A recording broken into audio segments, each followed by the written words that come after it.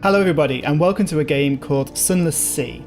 As you can see, this is the Submarina DLC, but that's just because I bought the game with the DLC included.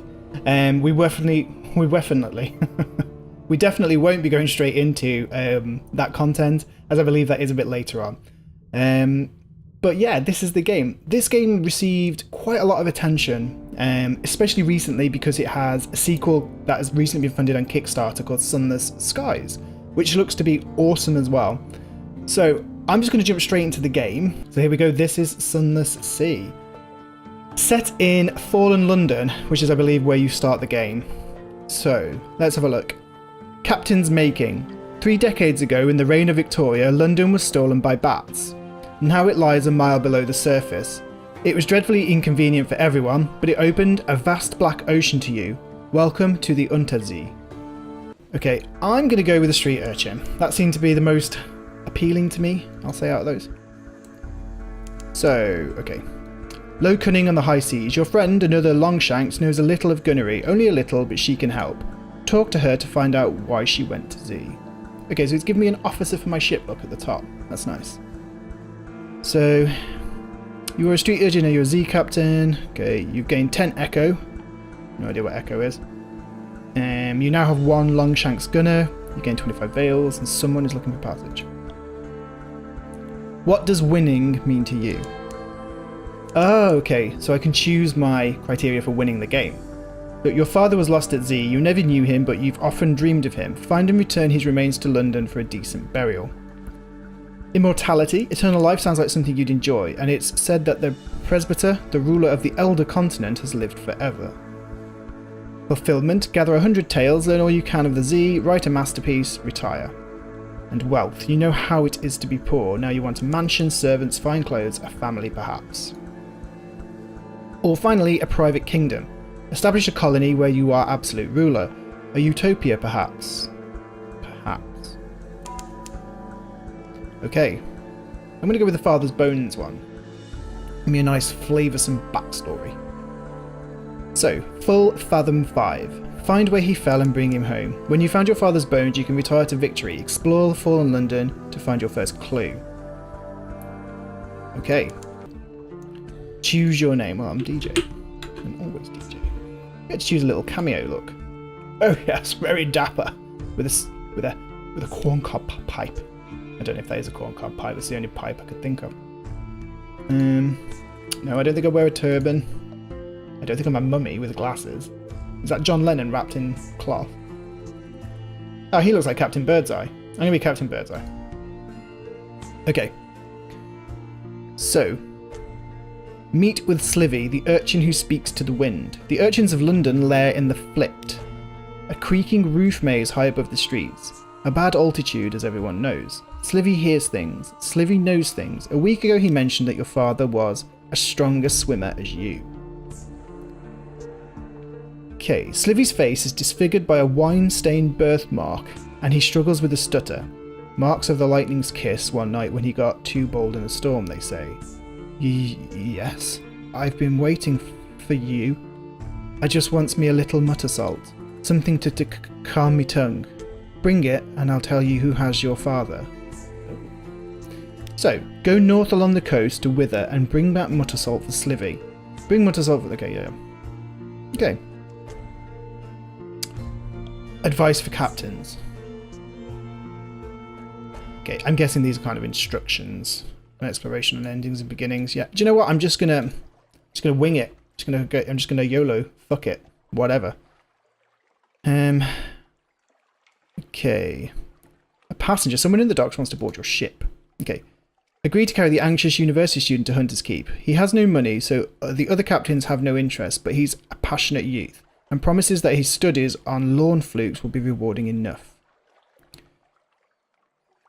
Oh shit, I guess I accepted automatically. He jumps for joy as you agree to take him aboard. Thank you, please take me to Hunter's Keep right away. A lawn fluke, a full dead lawn fluke, washed ashore, and doing my thesis on them. Do you know they can digest human memory? And I may never have a better chance to study one up close. So bound for Hunter's Keep.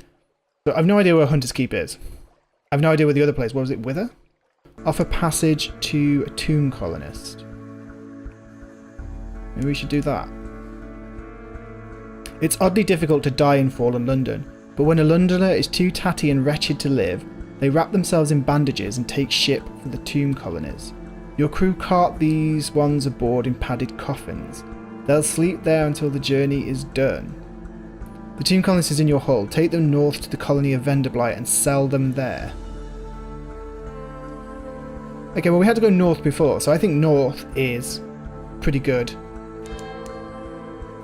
Pretty good way to go. And we're off! Okay. So it's WAS and D to move. The ship turns a little bit. Can I increase speed? Yes, I can. Oh, there it is. Top left, look. Gives me hold strength, hold capacity, speed, I'm guessing. Shit. Fuel. Food. Back. Okay, so this is kind of survival as well. Then it has survival aspects. Okay, well, I'm probably going to fucking die pretty epically. As you can probably tell, the game is so heavily inspired by Lovecraftian works. I mean, from what little information I've got is that if you love Lovecraft, which I do, I've read a lot of Lovecraft, then you will love the lore and the story of this game. And the music. Man, that music. Venderblight, we had to come here. Yeah, maybe we can fuel and stuff, because I'm obviously a bit worried that I really kind of left with nothing. And I had some of the money, didn't I? So I could have spent that. Ooh, bat. Oh shit, oh shit. No, I don't want to fight things. Dock. Oh. Okay. You've brought this decaying emigrant north, now what? So help out an immigrant. Your tomb colonist passenger yanks off her bandages. She looks remarkably healthy for a tomb colonist. I'm not as dead as I look, she confesses, and I won't get ashore without your help. Yes, the constables are looking for me back home. Is that a problem? So, I get to choose what to do. Make no promise of discretion. Keep your nose clean. You'll drop her off at the dock as you promised, and after that, it's her problem. Oh, we can't leave her.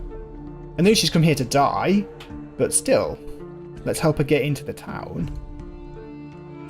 So, you slip your furtive passenger past the skin check post and the confirmation of consolation. Thanks, Captain, she remarks casually. Let me teach you a couple of tricks, just in case you do this again. And here's a little hush money. So you brought a criminal to Venderblight and assisted her. You gained 1 Veils. Yeah! You've gained 200 Echo. Whoa! You now have 1 Menace's Suspicion, and you've lost 1 Tomb Colonist. Okay. Okay, the Tomb Colony of Venderblight. On deck, you can hear the sound of 1,000 bandaged dead make as they shuffle and cough.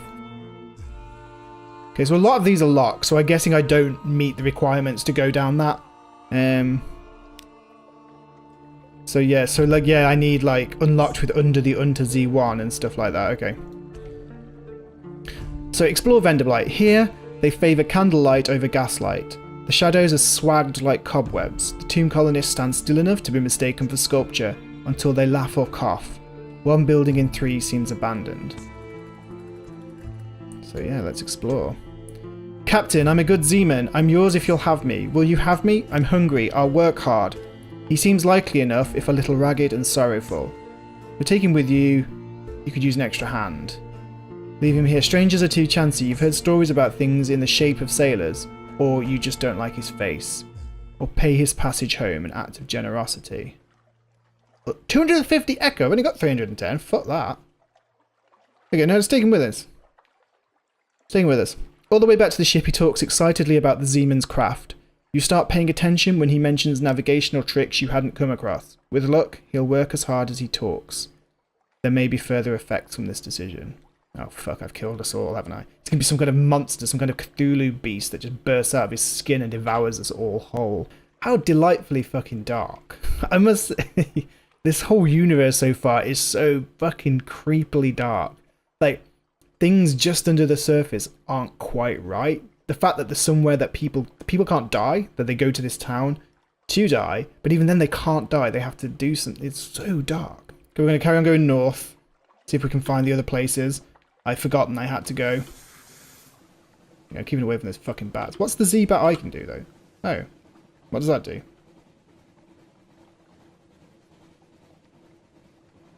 There are no islands in range of the Z bat's range. So I can kind of use that to find things to head towards. That's handy. The fuck is that? Oh shit. No, come on. Oh, God, he didn't see me.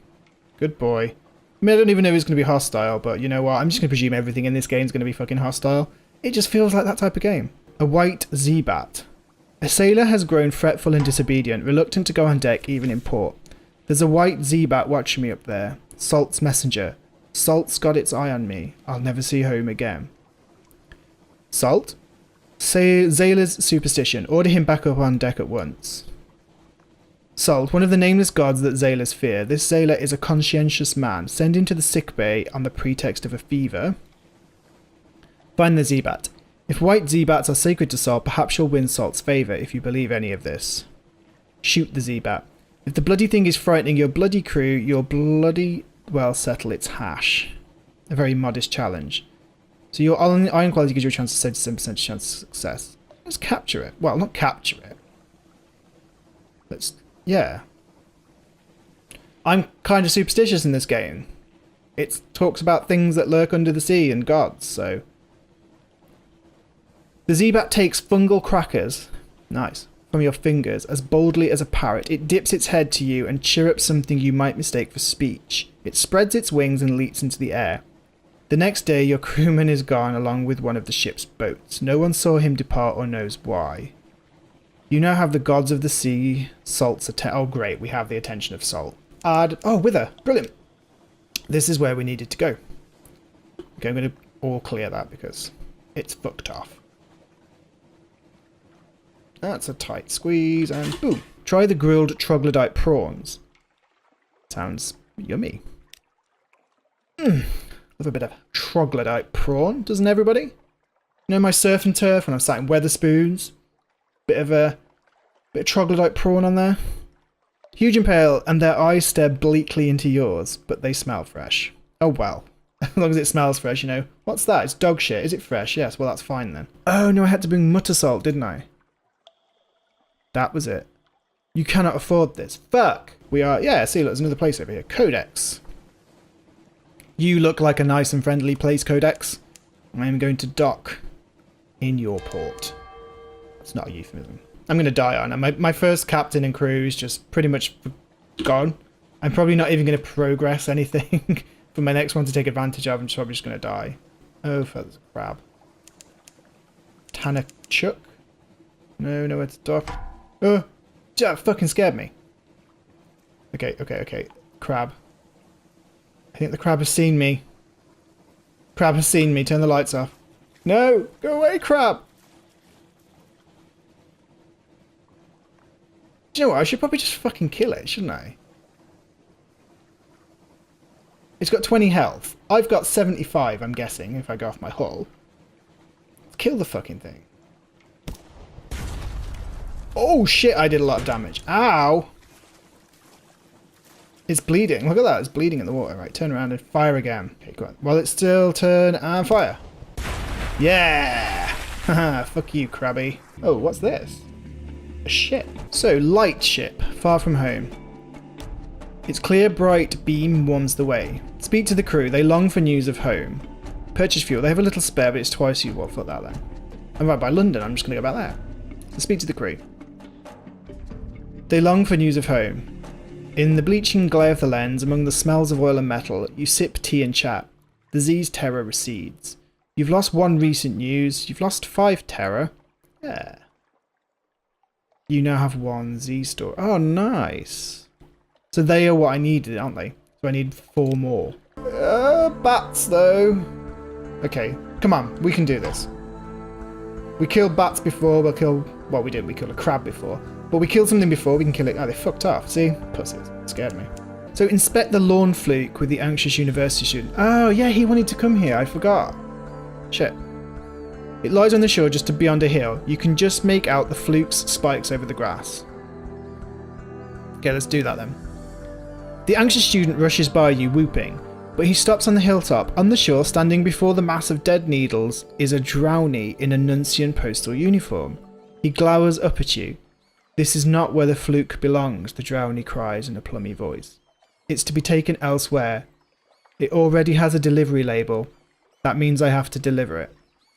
The student nears. Sod your label. Captain, help me haul the beast to Station 3. My advisor at the college has arranged room there for its dissection and study. My work will benefit us all. Who will the corpse go to? There is only one fluke. They can't both have it. To transport the lawn flute to Station 3. This is a once-in-a-lifetime opportunity, the student says. Transport the lawn flute to Nuncio. It is labelled already, after all. And there's kind of no indication about which is going to be the best solution here, which is the best thing, which is the right thing. This is all so morally ambiguous. I don't know who's right here, you know. I mean, if we're talking about the natural order of things, like this drowny, whatever that is, says it's already labelled, it needs to be go to who. But the student says it might benefit people, and it may benefit me and make the game easier if I let him do that. I mean, I haven't found either of the places, Station 3 or Nuncio, so... I mean, I could be dicking myself over as well if I say, oh, I'll take it to Nuncio. Nuncio could be really far away, then I can't get there, and Station 3 could be really close. I don't know. But you know what? I think I'm going to go with the Nuncio one. I don't know, something just tells me that there's like a natural order in this world, and I think respecting that and doing that is going to help.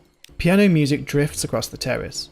You peer through a half-open French window into a grand parlour, grand in size if a little reduced in style by dust and neglect. A dark-haired, pale-skinned young woman bends earnestly over a piano keyboard. Another fair-haired but unmistakably her sister sprawls on the sofa with a book. A third sits by the fireplace, staring sorrowfully into the embers. Soon, she says, and the piano music falters and stops. We'll go hungry, and then the end will come for me, but not for you. The pianist raises her eyes from the keyboard. Hush. If we don't speak of it, she frowns. Has she seen you at the window? You withdraw. Though you succeeded, you know something of Hunter's Keep. You gain 40 fragments.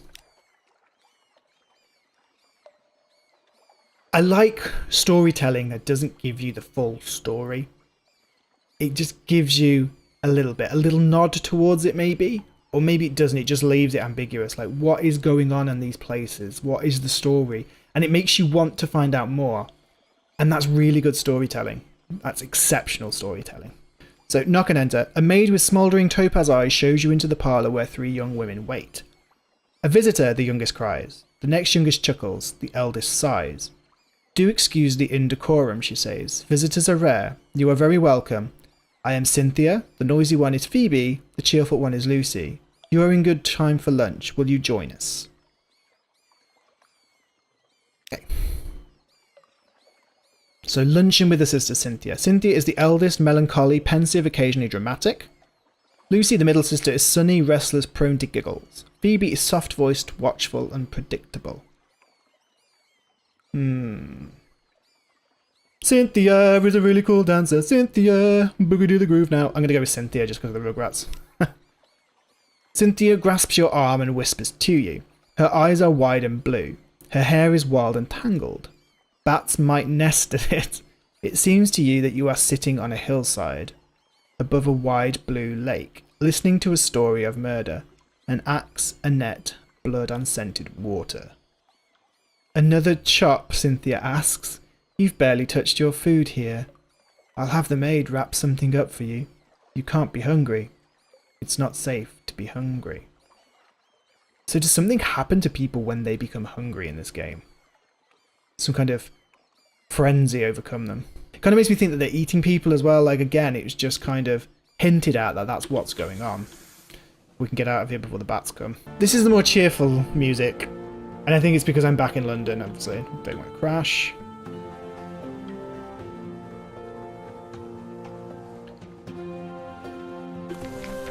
Fallen London, deep, dark and marvellous. All voyages start here, and this is where successful voyages end.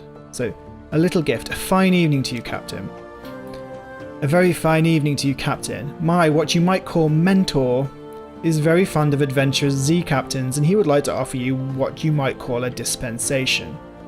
On account of he is so fond of Zee Captains, something doesn't seem quite right to you. An illusion? What are you hiding? Behind the blind bruiser on the dock stands a dray piled high with fuel and supplies. So accept the dispensation. Do make sure you have 15 points of space in the hold, which I do. I'll come back later. It would be embarrassing to have you leave on the dock. Inquire further. Who is this patron? Is there a catch? Refuse, too good to be true. Let's inquire. He runs a very fine and liberal establishment just across the river, what is much patronised by sailors and by men of wit and vinegar.